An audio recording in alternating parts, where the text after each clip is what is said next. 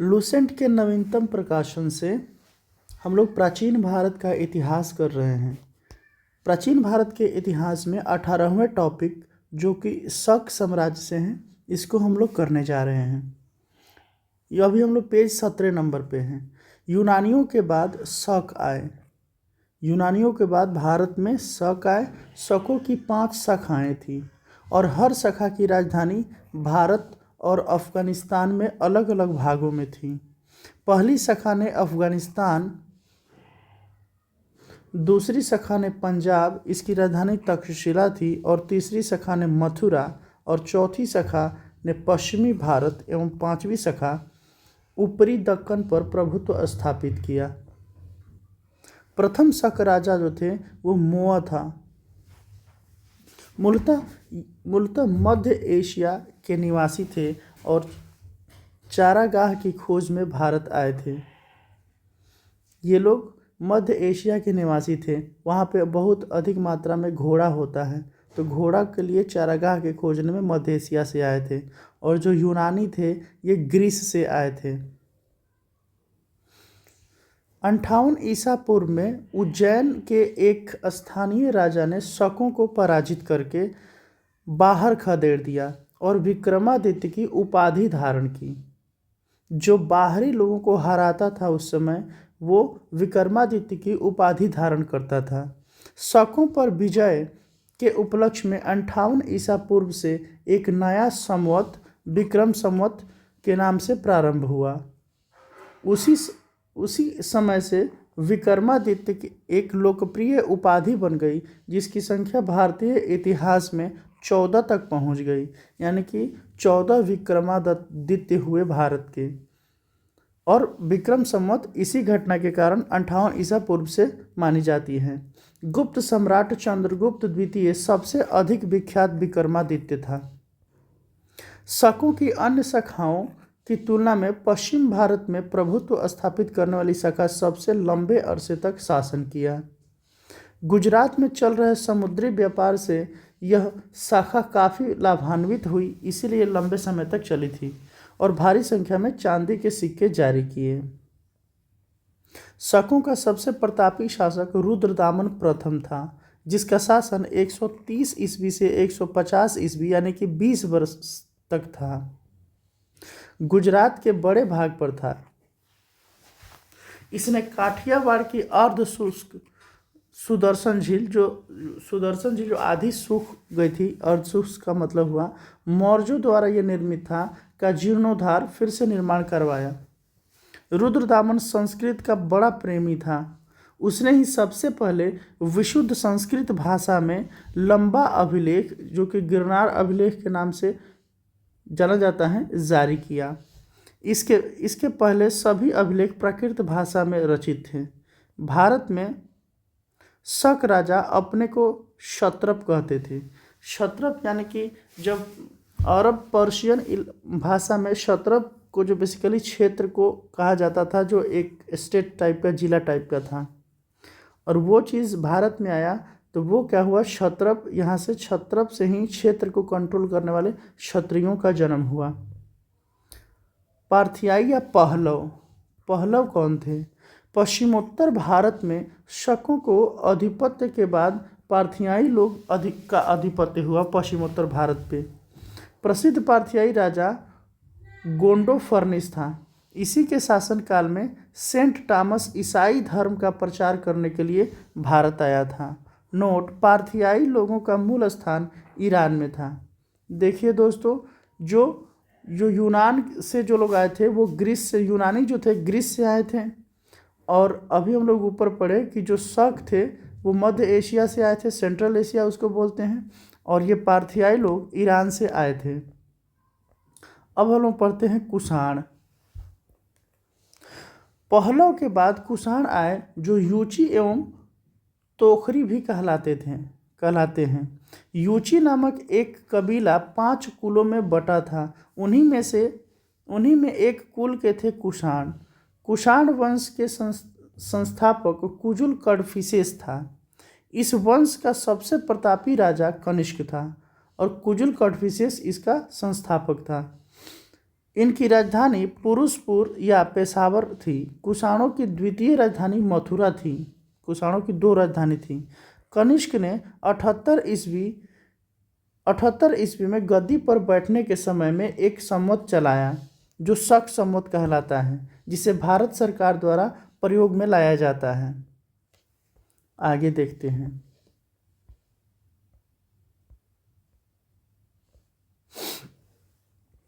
बौद्ध धर्म की चौथी बौद्ध संहिति कनिष्क के शासनकाल में कुंडलवन कश्मीर में प्रसिद्ध बौद्ध विद्वान वसुमित्र की अध्यक्षता में हुई। कनिष्क बौद्ध धर्म के महायान संप्रदाय का अनुयायी था। नोट: चीनी जनरल पेन चौवा कनिष्क को हराया था। आरंभिक कुषाण शासकों ने भारी संख्या में स्वर्ण मुद्राएं जारी की, जिनकी शुद्धता गुप्त काल की स्वर्ण मुद्राओं से उत्कृष्ट है। यानी गुप्त काल में जो सोने की मुद्रा चलाई गई थी उससे ज़्यादा शुद्धता थी कुषाण के स्वर्ण मुद्राओं में। कुषाणों ने नोट ये है कि कुषाणों ने सोने के सर्वाधिक शुद्ध सिक्के जारी किए। कुषाणों ने उत्तरी तथा उत्तरी पश्चिमी भारत में सर्वाधिक संख्या में तांबे के सिक्कों को जारी किया। सोना और तांबा का सिक्का ये लोग चलाया। कनिष्क का राजवैद्य था चरक। आयुर्वेद का यह विख्यात विद्वान था जिसने संस्कृत में चरक संहिता की रचना की, जिसमें 8 भाग एवं 120 अध्याय हैं। यह भारतीय चिकित्सा शास्त्र का विश्वकोश कहलाता है। महाविभाष सूत्र के रचनाकार थे वसुमित्र। इसे ही बौद्ध धर्म का विश्वकोश कहा जाता है। कनिष्क के राजकवि अश्वघोष ने बौद्धों का रामायण बुद्धचरित की रचना की। वसुमित्र, पार्श्व, नागार्जुन, महाचेत, संघरक्ष भी कनिष्क के दरबार की विभूति थे, यानी कि रत्न थे बेसिकली। भारत का आइंस्टीन नागार्जुन को कहा जाता है।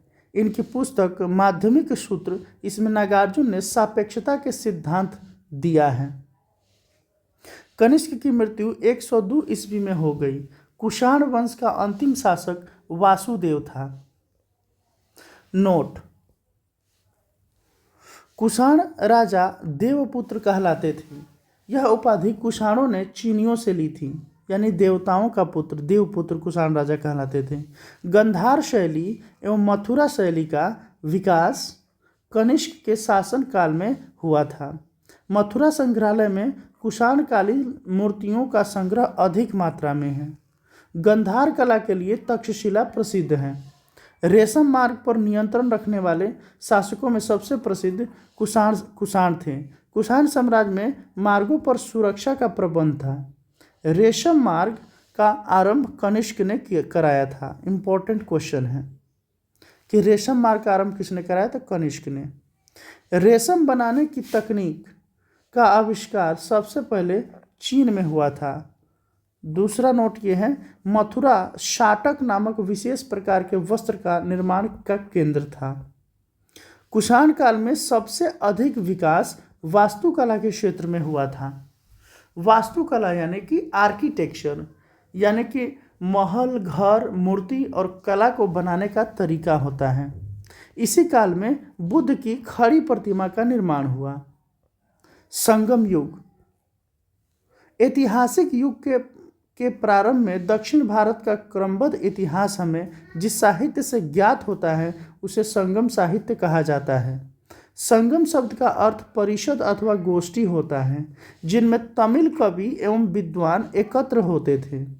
प्रत्येक कवि अथवा लेखक अपनी रचनाओं को संगम के समक्ष प्रस्तुत करता था तथा इसकी स्वीकृति प्राप्त हो जाने के बाद ही किसी भी रचना का प्रकाशन संभव था। परंपरा के अनुसार अति प्राचीन समय में पांड्य राजाओं के संरक्षण में कुल 3 संगम आयोजित किए गए। इनमें संकलित साहित्य को ही संगम साहित्य की संज्ञा प्रदान की गई। जो पांड्य राजाओं थे उन्हीं के समय में 3 संगम आयोजित किया गया था और इनमें संकलित साहित्य था उन्हीं को ही संगम साहित्य की संज्ञा दी गई। नोट: संगम साहित्य का संग्रह लगभग 300 ईसा पूर्व से 600 ईस्वी तक, यानी कि 2300 वर्ष पहले से 1700 वर्ष पहले तक तमिलों द्वारा विविध सामाजिक पृष्ठभूमि में किया गया था। उपलब्ध संगम साहित्य का विभाजन 3 भागों में किया जाता है। एक है पत्थुपातु, एक दूसरा है इत्थुथौके तथा तीसरा है पादिनेन कीलकन्नकू। तिरुवल्लुर कृत कुराल तमिल साहित्य का एक आधारभूत ग्रंथ बताया जाता है। इसके विषय त्रिवर्ग, आचार शास्त्र, राजनीति, आर्थिक जीवन एवं प्रणय से संबंधित है। यानी कि तिरुवल्लुर के द्वारा जो कुरल है वो तमिल साहित्य का आधारभूत यानी कि बेस ग्रंथ माना जाता है।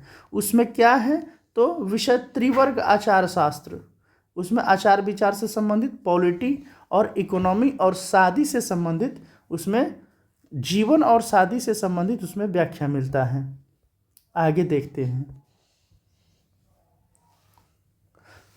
तमिल किंवदंतियों के अनुसार प्राचीन दक्षिण भारत में 3 संगमों का आयोजन किया गया था जिसे मुचंगम कहा जाता था। 3 संगम ये थे। प्रमुख संगम को जो था वो प्रथम संगम था, और मध्यम संगम जो दूसरा संगम था, एवं अंतिम संगम जो तीसरा संगम था। इतिहासकार तीसरे संगम काल को ही संगम काल मानते हैं और पहले 2 संगमों को पौराणिक मानते हैं।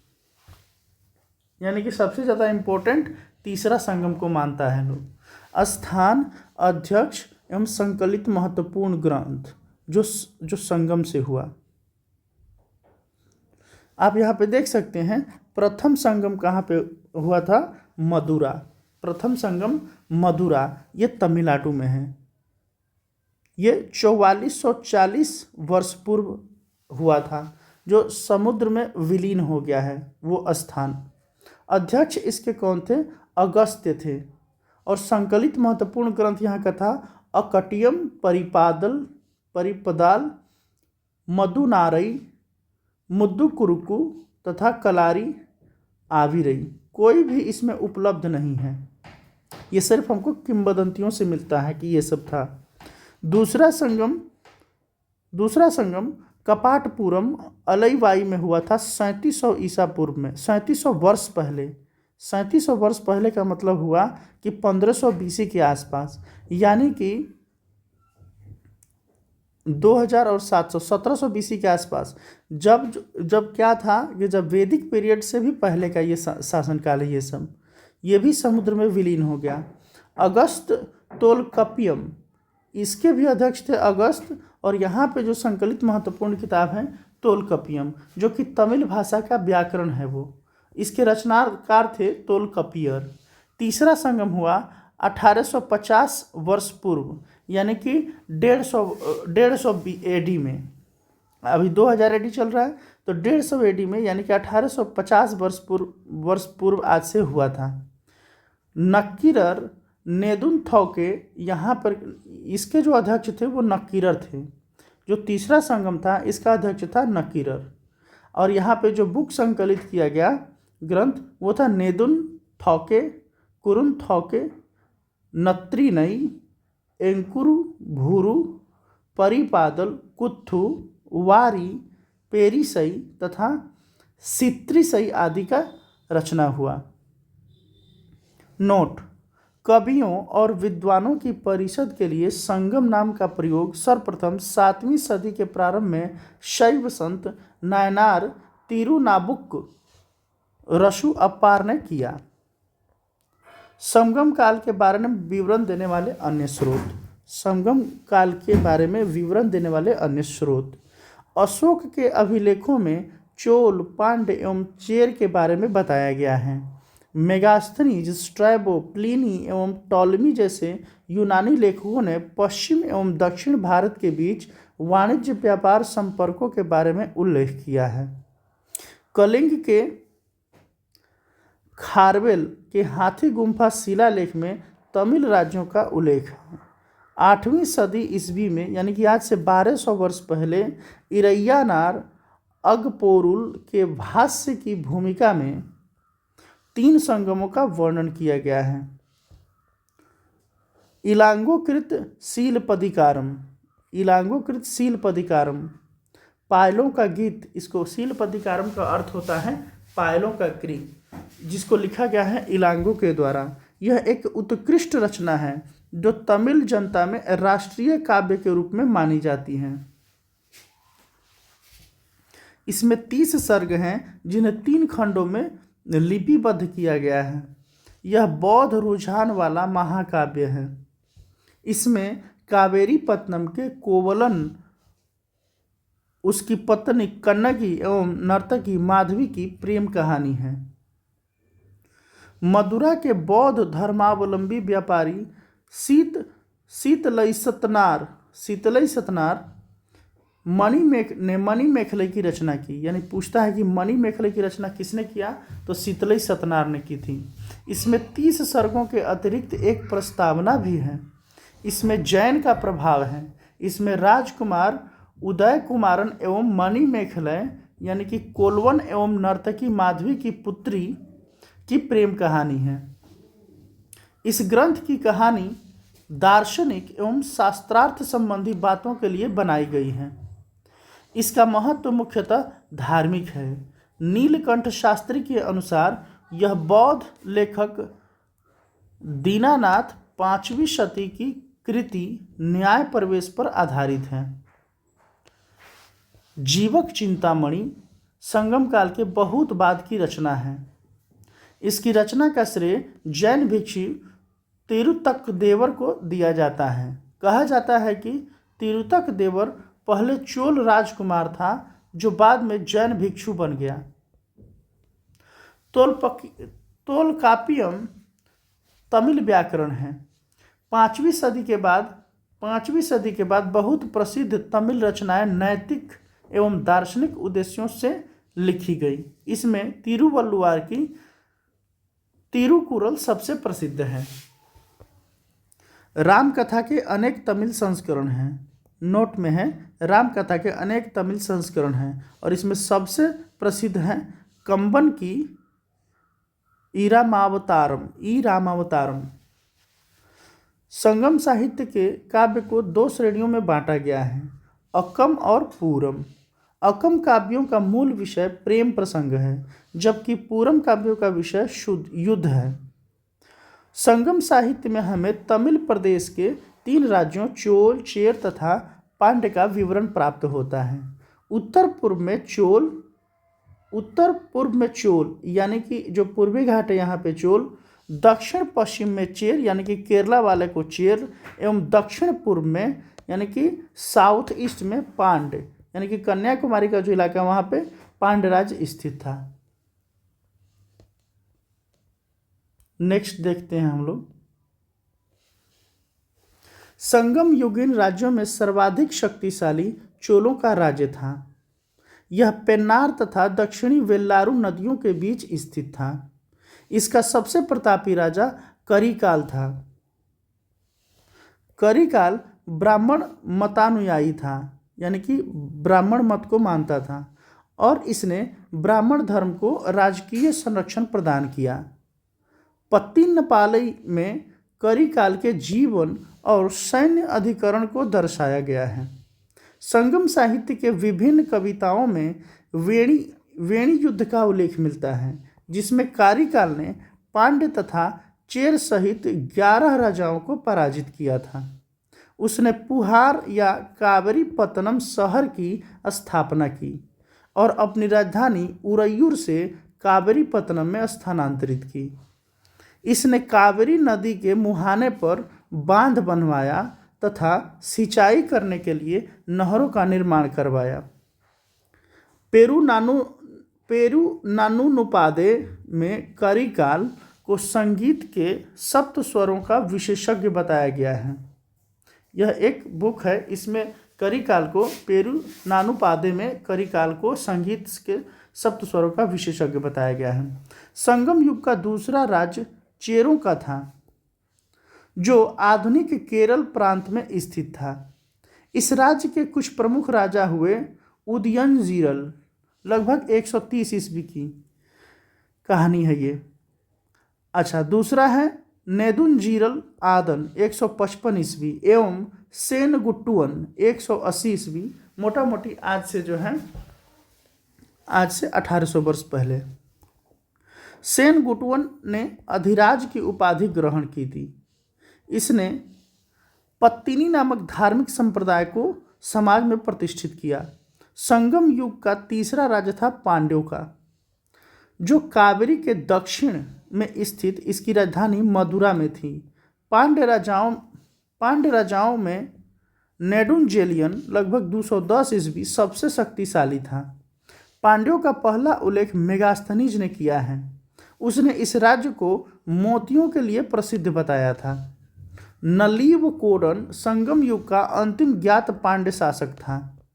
संगम युग में राज्य को मंडल कहा जाता था। राजा का जन्मदिन पेरुनल कहलाता था। संगम युग में मंत्रियों को अमाईचान या अमाईचार कहा जाता था। राजधानी में एक राज्यसभा होती थी जिसे नालवई कहा जाता था। यह राजा के साथ न्याय का कार्य करता था। राजा देश का प्रधान न्यायाधीश तथा सभी प्रकार के मामलों की सुनवाई की अंतिम अदालत होता था। राजा के न्यायालय को मनरम कहा जाता था। चेरी तथा व्यभिचार के अपराध के लिए मृत्यु दंड दिया जाता था। झूठी गवाही देने पर जीभ काट ली जाती थी।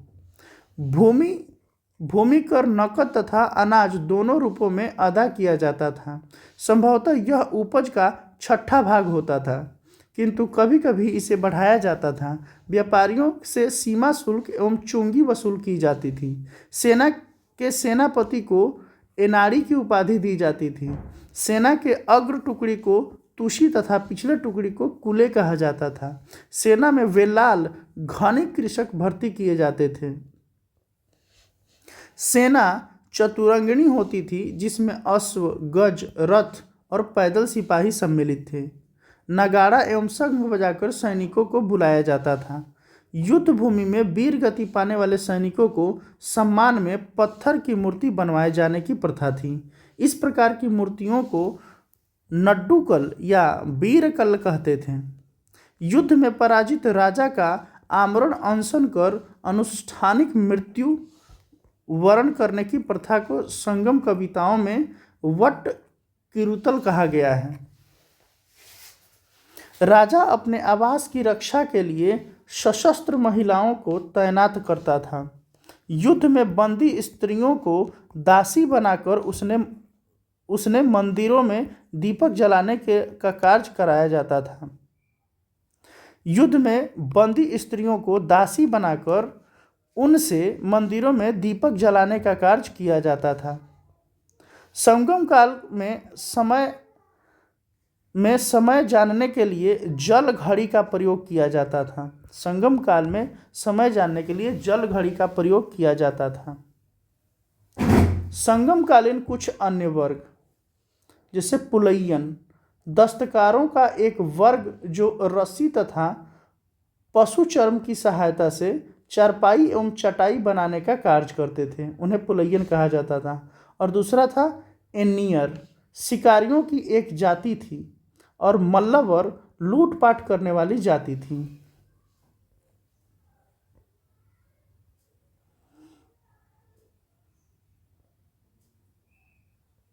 हम लोग इस पैराग्राफ को ख़त्म कर देते हैं। इसके बाद गुप्त साम्राज्य हम लोग डायरेक्ट पढ़ेंगे। तो आइए दोस्तों, इसको हम छोटा सा इसको ख़त्म कर देते हैं। थोड़ा सा 2-3 मिनट लगेगा, लेकिन ये इम्पोर्टेंट है, एक ही साथ ख़त्म हो जाएगा। इसके बाद गुप्त साम्राज्य को कवर कर लेंगे। तमिल प्रदेश में ब्राह्मणों का उदय सर्वप्रथम संगम काल में हुआ, जो समय का सबसे प्रतिष्ठित वर्ग था। इसकी हत्या को सबसे बड़ा अपराध माना जाता था। संगमकालीन ब्राह्मण मांस भक्षण करते थे तथा सुरा पीते थे, यानी कि दारू भी पीते थे और मीट भी खाते थे। दारू के साथ चिकना का प्रयोग करते थे।